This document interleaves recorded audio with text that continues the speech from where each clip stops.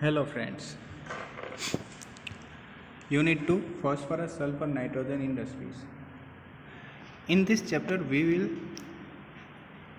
talk about phosphorus industries, sulfur industries and nitrogen industries. In sulfur industries we talked about sulfur in first lecture. Okay, in this lecture we will talk about industrial production of sulfuric acid. Sulfuric acid is one of the most widely used active chemicals and most important of technical products. એટલે કે sulphuric acid એ સૌથી વધારે use થતો chemical છે, બરાબર. ઇન્ડસ્ટ્રીયલી જોઈએ કે લેબમાં જોઈએ, બરાબર છે. દરેક જગ્યાએ જોતાં આપણને સલ્ફ્યુરિક એસિડ સૌથી વધારે યુઝ થતો કેમિકલ જોવા મળે છે. It is difficult to find any important branch of industry in which sulfuric acid or its products are not used. એટલે કે કોઈ પણ બ્રાન્ચ હોય અથવા ઇન્ડસ્ટ્રી હોય ઓર કોઈ પણ લેબ હોય, એ આપણે એવી લેબ ગોતવી અઘરી છે જ્યાં સલ્ફ્યુરિક એસિડનો યુઝ થતો ન હોય, બરાબર છે. એટલે મોસ્ટલી બધી જ ઇન્ડસ્ટ્રી ઓલમોસ્ટ અથવા કોઈ પણ કેમિકલ બ્રાન્ચ અથવા લેબમાં સલ્ફ્યુરિક એસિડનો ઉપયોગ થતો હોય છે. It is in fact king of chemicals. હવે સલ્ફ્યુરિક એસિડનો બધે જ યુઝ થતો હોવાથી એને કિંગ ઓફ કેમિકલ્સ કહેવામાં આવે છે. The origin of the first sulfuric acid is unknown, but there are indications that it had been prepared as far back as 10th century. હવે સૌથી પહેલાં ક્યારે સલ્ફ્યુરિક એસિડ બનાવવામાં આવ્યો હતો એનું કોઈ જાણ છે નહીં. એટલે કે કોઈને ખબર નથી કે સૌથી પહેલાં ક્યારે સલ્ફ્યુરિક એસિડ બનાવવામાં આવ્યો હતો, પણ એવી સંભાવનાઓ છે કે એ 10th સેન્ચુરી 10મી સેન્ચુરીને અરાઉન્ડ બનાવવામાં આવ્યો હશે સૌથી પહેલાં. In the letter part of 15th century, Basil Valentine described its preparation from calcined coppers and silica and also by burning sulfur with saltpeter. હવે 15મી સેન્ચુરીમાં બેઝિલ વેલેન્ટાઇન નામના વૈજ્ઞાનિકે, બેઝિલ વેલેન્ટાઇન છે, બરાબર છે, વેલેન્ટાઇન ડે નથી, તમારા મગજ ગમે ત્યાં બગાડતા નહીં. બેઝિલ વેલેન્ટાઇન નામના વૈજ્ઞાનિકે એની પ્રિપરેશન કેલ્સાઇન કોપર અને સિલિકા અને સલ્ફર અને સોલ્ટપીટરના સાથે બર્નિંગથી આપી હતી. And the modern method contact process was introduced in 1831 by Phillips, an Englishman. અત્યારે જે મેઇન મેથડ યુઝ કરવામાં આવે છે, જે આપણે હજી ભણવાની છે આજે, બરાબર છે, એ છે કોન્ટેક્ટ પ્રોસેસ. એ 1831માં ફિલિપ્સ નામના વૈજ્ઞાનિકે આપી હતી, બરાબર છે. આ પ્રોસેસમાં સુધારા વધારા થતાં અત્યારે એ કોન્ટેક્ટ પ્રોસેસ જ આપણે યુઝ થાય છે, પણ એ મોડર્ન કોન્ટેક્ટ પ્રોસેસ આપણે અત્યારે યુઝ કરીએ છીએ. Sulfuric acid is industrially produced by the contact process. Sulphuric acid આપણે ઇન્ડસ્ટ્રીયલી કોન્ટેક્ટ પ્રોસેસ દ્વારા બનાવીએ છીએ. The contact process involves the oxidation of sulfur dioxide by air in presence of suitable catalyst to give sulfur trioxide. Contact પ્રોસેસમાં sulphur dioxide એટલે કે SO2નું oxidation હવા દ્વારા કરવામાં આવે છે, સુટેબલ એટલે કે અનુરૂપ કેટાલિસ્ટ ની હાજરીમાં હવે સલ્ફર ડાયોક્સાઇડનું ઓક્સિડેશન થાય ને એટલે આપણને સલ્ફર ટ્રાયોક્સાઇડ મળે છે. Sulphur dioxide is obtained by sulfur burning sulfur or roasting pyrites as in chamber process.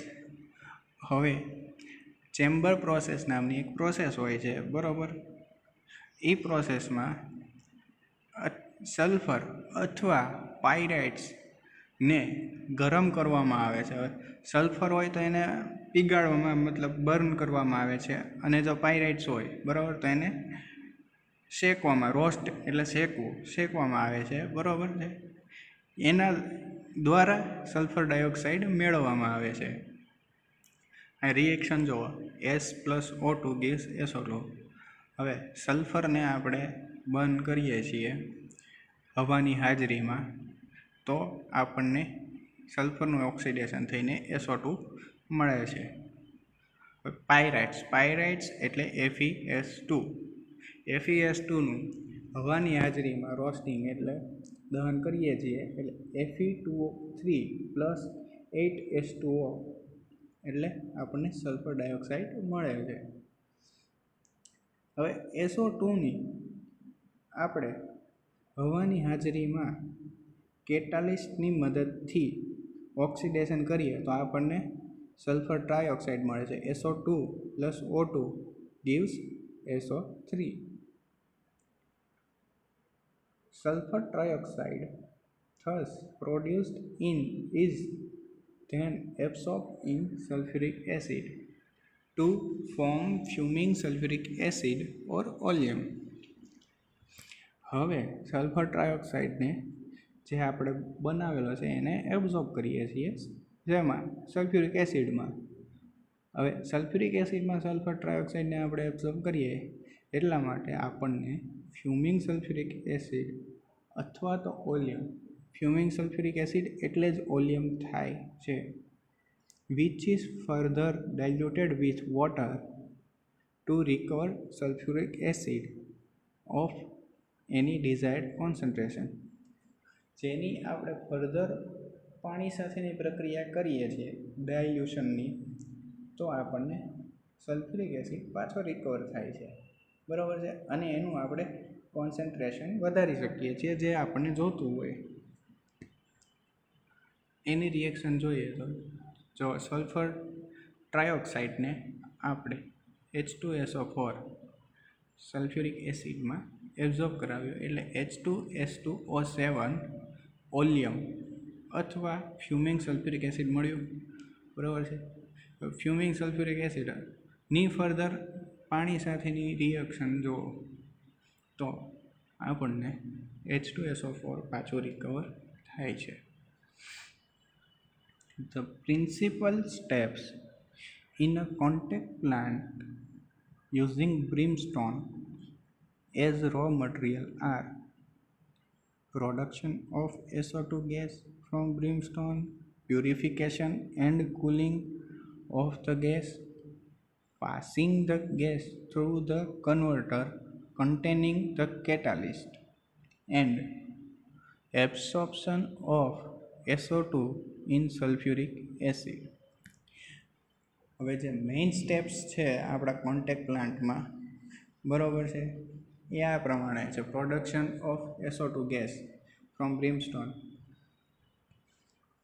હવે બ્રીમસ્ટોનમાંથી આપણે SO2 ગેસ બનાવવાનો છે મેઇનલી, બરાબર છે. એની પછી purification and cooling of the gas.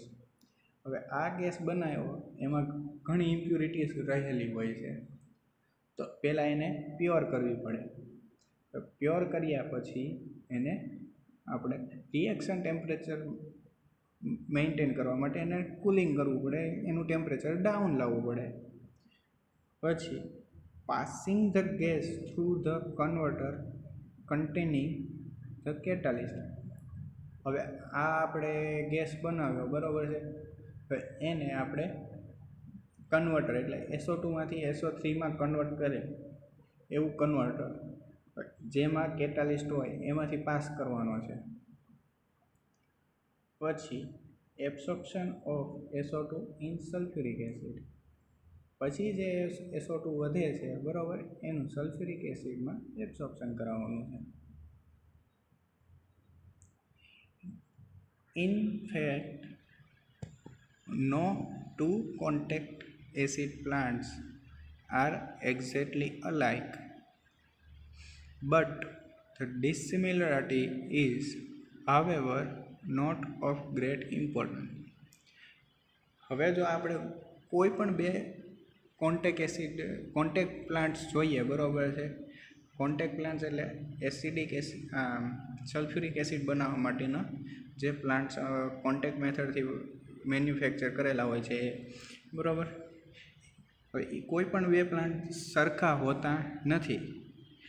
Minor ડિસિમિલારિટી હોય, માઇનોર અમુક વસ્તુઓ એમાં ચેન્જ હોય, પણ એની કોઈ મહત્ત્વ છે નહીં. એટ ધ એન્ડ પ્રોસેસ તો એની સેમ જ રહેવાની છે. અમુક વસ્તુઓ એમાં ચેન્જ થતી રહેતી હોય છે. In a common contact plant, sulfur is allowed to melt in a concrete tank lined inside with bricks. એટલે કોમનલી આપણે જોઈએ ને તો કોન્ટેક્ટ પ્લાન્ટમાં સલ્ફર, જે આપણે બ્રીમસ્ટોન તરીકે પણ ઓળખાય છે બરાબર, એને આપણે ઓગાળીએ છીએ. હવે એ ઓગાળીએ છીએ ને એ ટેન્ક કેવો હોય તો એ કોન્ક્રીટનો ટેન્ક હોય, જેની અંદર બ્રિક્સ હોય, બ્રિક્સની વોલ કરેલી હોય છે બરાબર, line inside with BRICS. The solid impurities settle down at the bottom of the tank and the water evaporates off. હવે આ બ્રીમસ્ટોન્સ આપણે મેલ્ટ કરીએ બરાબર, તો એમાં કોઈ સોલિડ ઇમ્પ્યુરિટી રહી ગઈ હોય ને તો એ ટેન્કની તળિયે સેટલ ડાઉન થઈ જાય છે બરાબર. અને ધારો કે એમાં કોઈ મોઇશ્ચરનો પાર્ટ હોય અથવા વોટર રહી ગયું હોય તો એ ઇવોપરેટ થઈને ઉપરથી નીકળી જાય છે. હવે બે લેયર પડે, જે નીચેનું લેયર હોય એમાં બધી ઇમ્પ્યુરિટીઝ હોય બરાબર, એ સોલિડ પાર્ટ હોય, એ નીચે સેટલ ડાઉન થઈ ગયો હોય. ઉપરના પાર્ટમાં મેલ્ટેડ સલ્ફર હોય. મેલ્ટેડ સલ્ફર હોય ને તો melted sulphur is then pumped in the burner or furnace. હવે એ જે મેલ્ટેડ સલ્ફર છે એને આપણે પંપ દ્વારા બર્નર કે ફર્નેસમાં લઈ લઈએ છીએ. A centrifugal electrically driven blower circulates air for combustion of the sulfur through the whole plant. હવે ઇલેક્ટ્રિકલ બ્લોવર હોય, જે સેન્ટ્રીફ્યુગલ ફેન વાળો હોય છે બરાબર છે, એ continue air throughout the plant પસાર કરતું હોય છે બરાબર, બ્લો કરતું હોય છે. કેમ? કારણ કે આપણે એક તો આમાં કમ્બશન આવે છે બરાબર, સલ્ફરનું કમ્બશન આવે છે, તો એ બધું કમ્બશન આપણે હવાની હાજરીમાં જ કરવાનું હોય છે. હવાની ગેરહાજરીમાં કમ્બશન ના થઈ શકે માટે.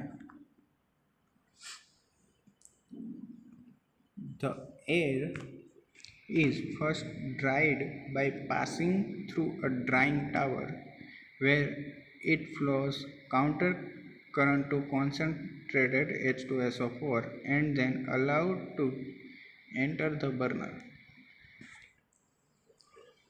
હવે આપણે જે એર આપણે સર્ક્યુલેટ કરીએ છીએ બરાબર, એ સૌથી પહેલાં એને ડ્રાય કરવી પડે છે. એ ડ્રાય કરવા માટે ડ્રાઇંગ ટાવર હોય છે, ડ્રાઇંગ ટાવરમાંથી એને પાસ કરવામાં આવે છે. ડ્રાઇંગ ટાવરમાંથી એને પાસ કરીએ બરાબર. હવે ડ્રાઇંગ ટાવરમાંથી આપણે નીચેથી એર આપણે ઇન્ટ્રોડ્યુસ કરીએ છીએ, ઉપરથી કોન્સન્ટ્રેટેડ H2SO4નો સ્પ્રે થતો હોય છે. H2SO4 અહીંયા શું કામ કરે છે કે આપણી જે એર રહેલી છે બરાબર, એમાં જે કાંઈ પણ મોઇશ્ચરનો પાર્ટ હોય છે એ H2SO4 એબ્ઝોર્બ કરી લે છે. H2SO4 એ મોઇશ્ચરનો પાર્ટ એબ્ઝોર્બ કરી લે છે એટલે એર ડ્રાય થઈ જાય છે. પછી એને બર્નરમાં એન્ટર કરવા દેવામાં આવે છે.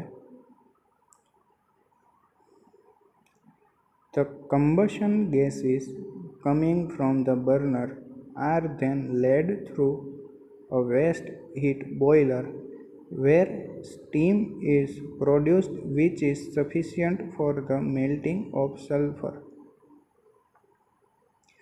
બર્નરમાંથી જે કમ્બશન ગેસીસ આવે છે બરાબર, એને વેસ્ટ હીટ બોઇલરમાં મોકલવામાં આવે છે જ્યાંથી સ્ટીમ બનતી હોય છે બરાબર.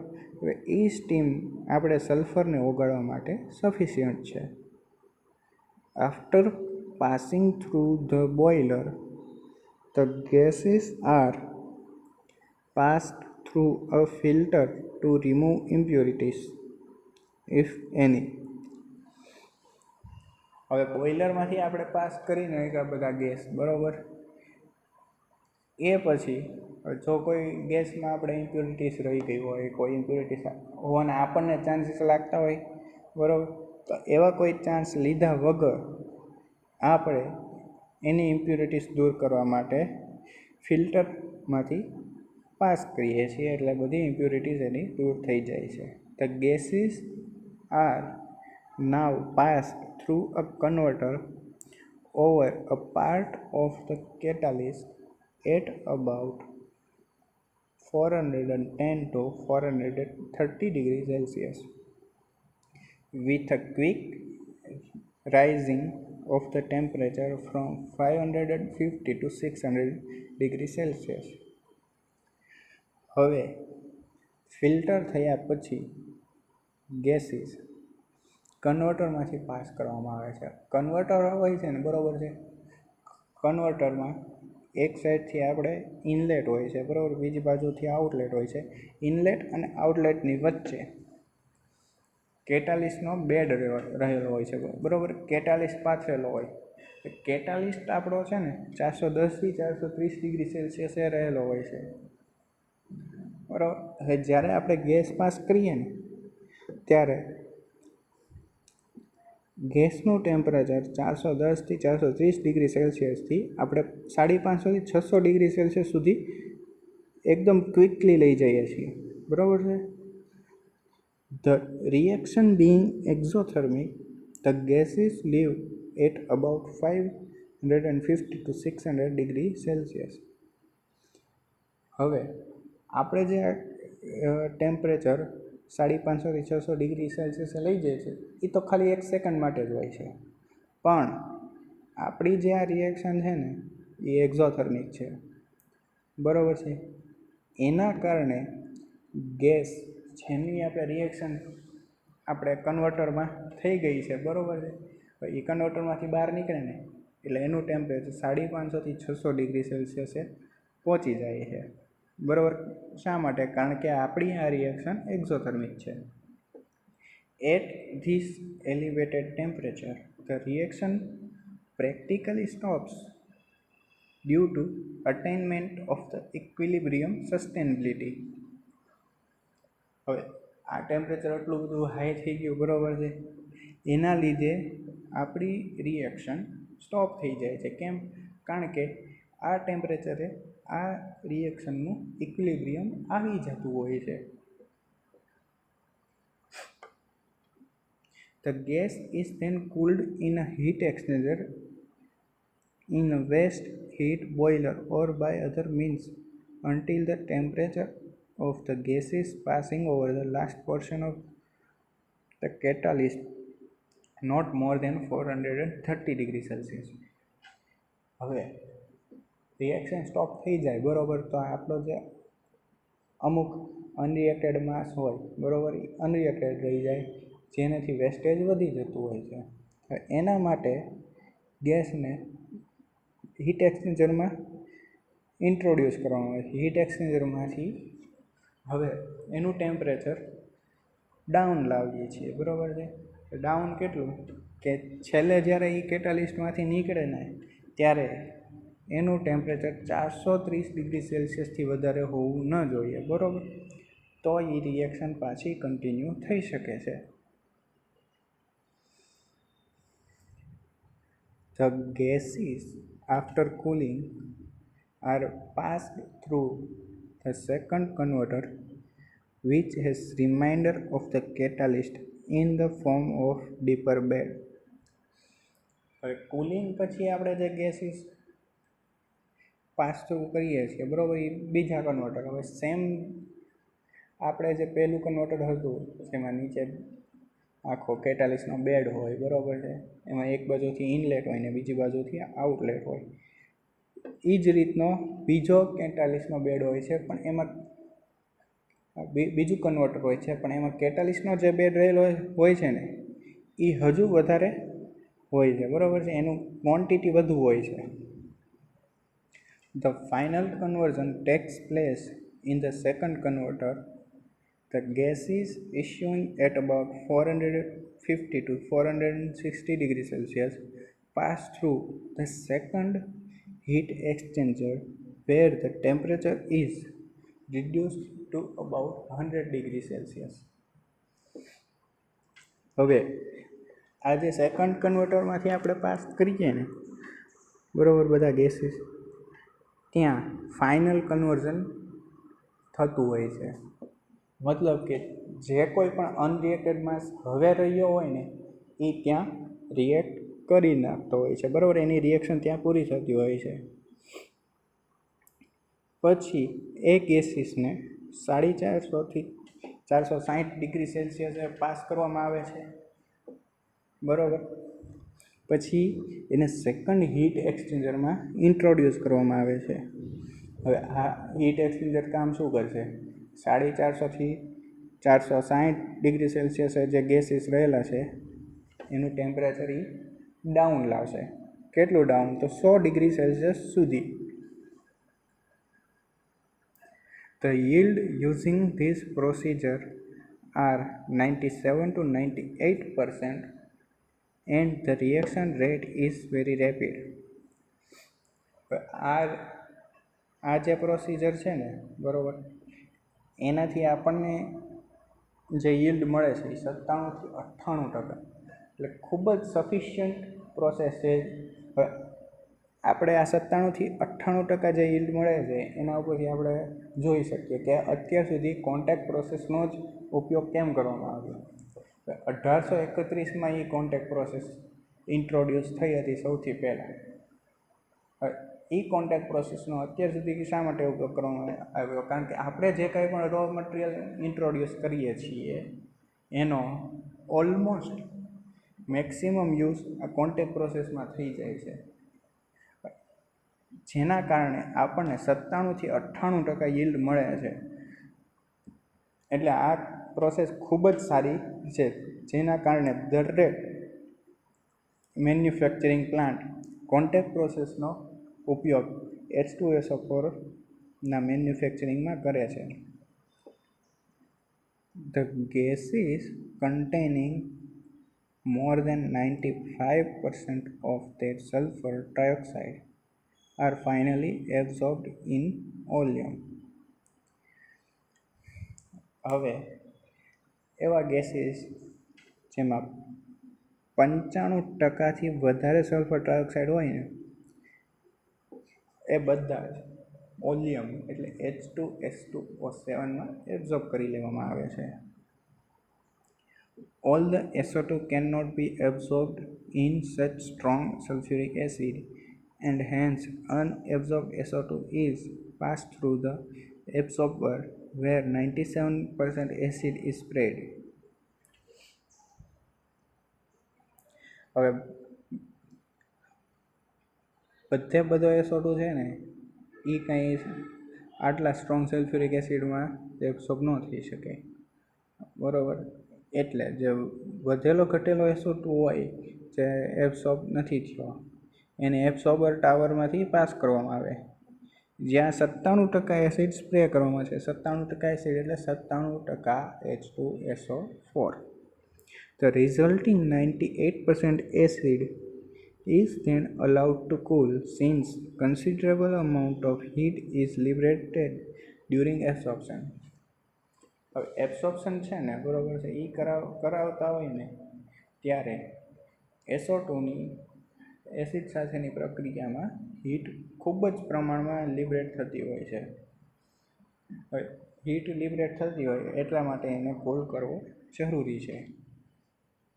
જ્યારે સંપૂર્ણપણે એબ્ઝોર્પ્શન થઈ જાય છે ને ત્યારે 98% એસિડ એટલે કે 98% H2SO4 આપણને મળે છે.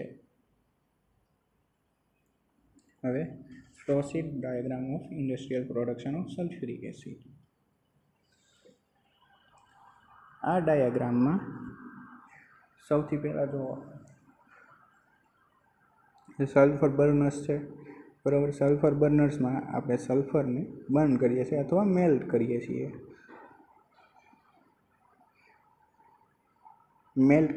બરાબર છે. એના માટે આપણે એર ઇન્ટ્રોડ્યુસ કરીએ છીએ. કમ્બશન ચેમ્બર છે, બરાબર છે. સલ્ફરમાંથી કમ્બશન થઈને કમ્બશન ચેમ્બર માટે પણ એરનો ઉપયોગ થાય છે.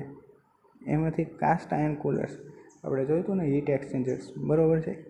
એ આ કાસ્ટ આયર્ન કુલર્સ એમાંથી સ્ક્રબરમાં ઇન્ટ્રોડ્યુસ કરીએ છીએ. સ્ક્રબરમાંથી સેકન્ડ એવો સ્ક્રબિંગ ટાવર છે, એમાં ઇન્ટ્રોડ્યુસ કરીએ છીએ, બરાબર. સ્ક્રબરમાંથી કોર્સ ફિલ્ટરમાં ઇન્ટ્રોડ્યુસ થઈ છે, ફિલ્ટરમાંથી ફાઇન ફિલ્ટર. હવે સ્ક્રબર શું છે? સ્ક્રબર એટલે આપણે જે કોઈ પણ મતલબ એર ઇન્ટ્રોડ્યુસ કરીએ છીએ એમાં આપણે મોઇસ્ચર પાર્ટ રહ્યો હોય એ મોઇસ્ચર પાર્ટ દૂર કરવા માટે સ્ક્રબરનો ઉપયોગ કરીએ છીએ. અને કોર્સ ફિલ્ટર અથવા ફાઇન ફિલ્ટર છે એ આપણી એરમાં રહેલી ઇમ્પ્યોરિટીઝ દૂર કરવા માટે યુઝ થાય છે. પછી બ્લોવરની મદદથી પ્રી હીટરમાં ગેસીસ ઇન્ટ્રોડ્યુસ કરીએ છીએ, બરાબર. જ્યાં ગેસીસ હીટ થાય છે. પછી બધા ગેસીસ રીજનરેટિવ કન્વર્ટરમાં ઇન્ટ્રોડ્યુસ થાય છે. કન્વર્ટર એટલે આપણે જે મેં તમને કીધું હતું કેટાલિસ્ટના બેડવાળી આખી રચના હોય છે, બરાબર. આમાં જ્યારે ઇન્ટ્રોડ્યુસ કરીએ છીએ ત્યારે મોસ્ટ ઓફ ગેસીસ SO3માં કન્વર્ટ થઈ ગયા હોય છે. એમાંથી જ્યારે ગેસીસ નીકળતા હોય છે ત્યારે એમનું ટેમ્પરેચર ખૂબ જ હાઈ હોય, બરાબર. 550 થી 600 ડિગ્રી સેલ્સિયસ. હવે એને આપણે ક્યાં સુધી લાવવાનો હોય? 100 ડિગ્રી સેલ્સિયસ. એટલે SO3 કુલર્સ, અહીંયા જો હીટ એક્સચેન્જર જે હતું ને એને SO3 કુલર્સ પણ છે એમાં ઇન્ટ્રોડ્યુસ કર્યા. એના પછી ઓલિયમ એબ્ઝોર્બર, જ્યાં ઓલિયમ એબ્ઝોર્બ કરવામાં આવે છે, અને ફાઇનલ એબ્ઝોર્બર જ્યાં H2SO4 એબ્ઝોર્બ કરવામાં આવે છે. ઓલિયમ એબ્ઝોર્બરમાંથી ઓલિયમ સ્ટોરેજ ટેન્ક અને ફાઇનલ એબ્ઝોર્બરમાંથી 98% H2SO4 આપણને મળે છે after absorption of all the SO2 and SO3.